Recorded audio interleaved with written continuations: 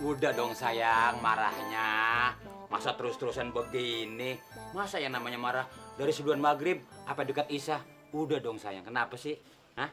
Abis, Bang Bulu kelewatan sih. Udah tahu Mbak Sri teman baik Rokaya. Masih Abang Rawi juga.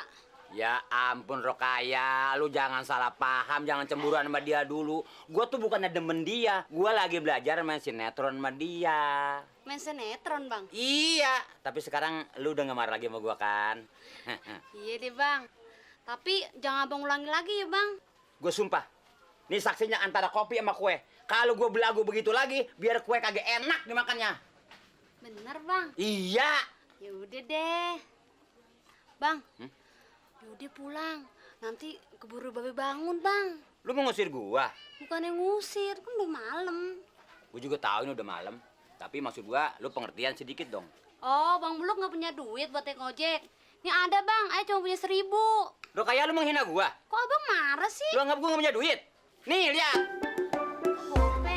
Gedean ini dong, Bang. Ya emang iya gedean itu. Udah sekarang gini. Gua pulang. Tapi maksud gua, Apa ya, Bang? endung ini sama endung entu, endung-endungan. Nah sekarang lu merem. Set deh. Belum tidur, kek? Belum ngantuk gua. Bodo amat mau gue pikirin aja. Ah, malu Bang ada Babe, Bang. Dia cuma ngeliatin yang ngerasain kita. Buluk, hargain gua nih. Gua biar tua kayak gini, gua bapaknya ini. Lu kudu malu sama gua. Ini udah malam, udah jam berapa lu mesti pulang. Entar lu pulang kemalaman, lu bisa ditangkap keamanan lu. Ayo pulang.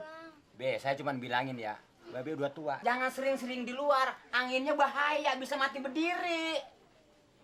Gua kesel ngeliat lu. Gua mepet lu. Gua juga pulang. Tuh, kata saya juga apa, jangan kebanyakan di luar. Makanya. Bang Buluk. Lu kesana jangan anak gua lu pegangnya.